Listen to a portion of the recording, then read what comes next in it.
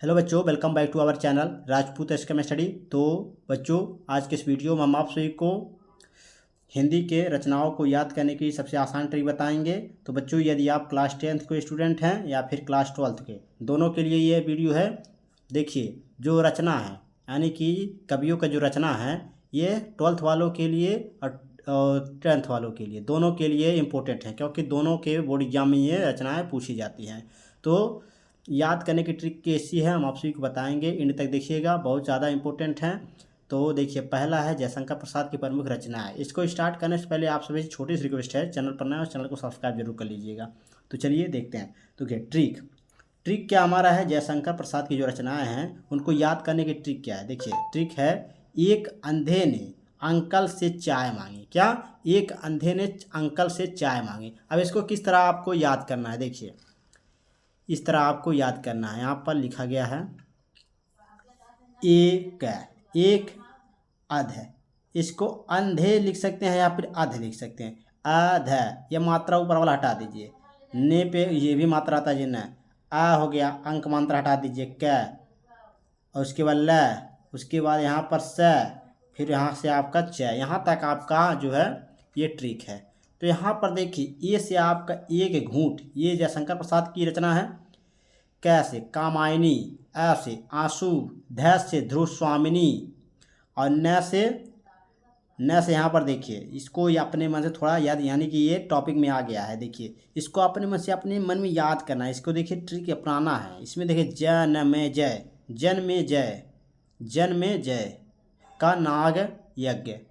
उसके बाद देखिए, आ से आंधी, क्या? आ से आंधी, कै से कंकाल, ल से लहर, स से स्कंदगुप्त, उसके बाद च से चंद्रगुप्त।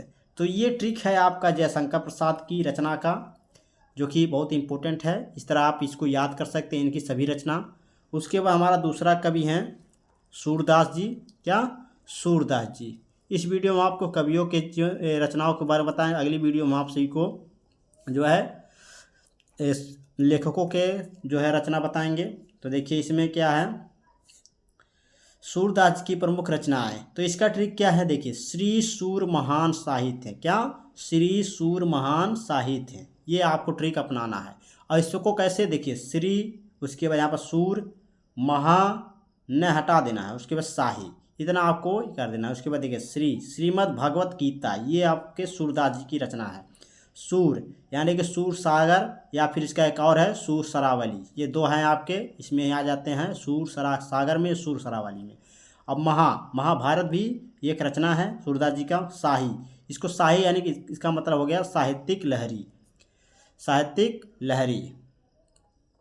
तो ये आपका सूरदास जी का रचना का ट्रिक हो गया, इसको याद कर लीजिएगा। तो चलिए देखते हैं तीसरा नंबर जो कि कवि हैं। तीसरा नंबर कवि हैं तुलसीदास की प्रमुख रचनाएं। क्या? तुलसीदास की प्रमुख रचनाएं आपको बताना है। तुलसीदास की प्रमुख रचनाएं, इसका ट्रिक देख लीजिए। इसका ट्रिक है राम और गीता दो कवि हैं। क्या? राम और गीता दो कवि हैं, जो राम हैं और गीता दो कवि हैं, ये आपको ट्रिक अपनाना है। तो राम से रामचरितमानस, और हटा देना है यहाँ पर गीता, गीता से गीतावली दो, यानी दोहावली, कवि यानी कवितावली। उसके बाद है से ऊपर मात्रा हटा देना है, हनुमान चालीसा। ये आपका तुलसीदास जी की रचना का ट्रिक है। तो ये ट्रिक आप अपना लीजिएगा, इनका जो तुलसीदास जी की प्रमुख रचना है याद हो जाएगा आपको। तो देखिए, अगला हमारा है डॉक्टर राजेंद्र प्रसाद जी की रचनाएं। तो डॉक्टर राजेंद्र प्रसाद जी का जो है रचना, इसको याद कर लीजिए। इसका क्या है ट्रिक, देखिए, भाग मेरे बापू सिनेमा से। क्या? भाग मेरे बापू सिनेमा से। तो ये ट्रिक है, इसको अपना लीजिए।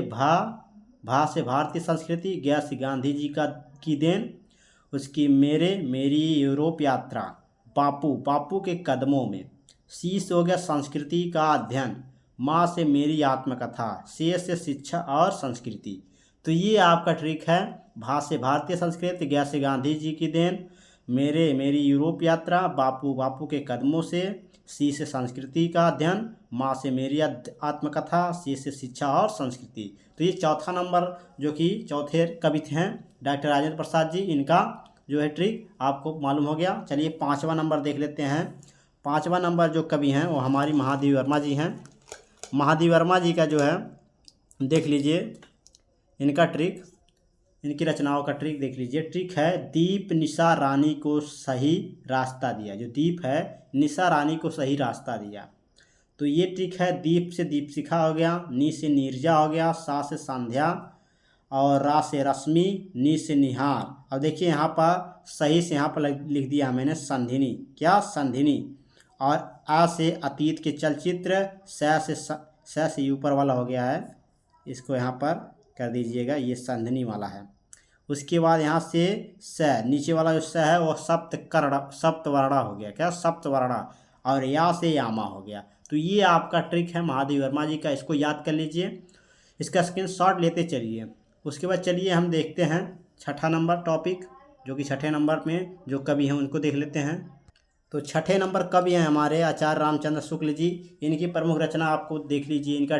इनका ट्रिक है चित्र विचार कर शनि के हित में दिया जाए। क्या? जो चित्र विचार कर है वह शनि के हित में दिया जाए, ये ट्रिक है। तो चित्र, ची से चिंतामणि, त्र से त्रिवेणी, विचार का विचार विधि, र से हो गया रश्मि मानसा, नी से हो गया नागरी प्रचारणी पत्रिका, हित से हिंदी साहित्य का इतिहास, आ से आनंद कादम्बनी। क्या? आ से आनंद कादम्बनी। तो ये ट्रिक है आपका, बहुत ही इंपॉर्टेंट ट्रिक है। तो इन सभी ट्रिक को आप अपना लीजिए आपके बोर्ड एग्जाम में। ये जब सभी जो रचनाएं हैं पूछे जाते हैं तो इसको याद रहेगा आपको ट्रिक माध्यम से। तो आप बता सकते हैं किनकी रचना, किसकी रचना है, किस कवि का रचना है। इन यानी कि इस तरह भी पूछता है आचार्य रामचंद्र शुक्ल की प्रमुख रचनाएं लिखिए। आपके जो है ये क्या बोलते हैं इसको, जीवन परिचय और साहित्यिक परिचय, इसमें आपका जो है जो रचनाएं और कृतियां पूछी जाती हैं उसमें आपका आता है। तो आपको याद रहेगा तभी आप लिख पाएंगे, इसलिए आप इसको सभी को याद कर लीजिए। बहुत ही इंपॉर्टेंट टॉपिक था। आई होप कि आप सभी को समझ में आ गया। अगर समझ में आया हो तो लाइक शेयर कमेंट जरूर कीजिएगा। चैनल पर नया हो चैनल को सब्सक्राइब जरूर कर लीजिएगा, नोटिफिकेशन ऑन कर लीजिएगा, अपने दोस्तों को भी शेयर कर दीजिए ताकि वो भी अपनी तैयारी अच्छे तरीके से कर सकें। तो चलिए मिलते हैं आप सबसे नेक्स्ट वीडियो में नेक्स्ट टॉपिक के साथ। धन्यवाद।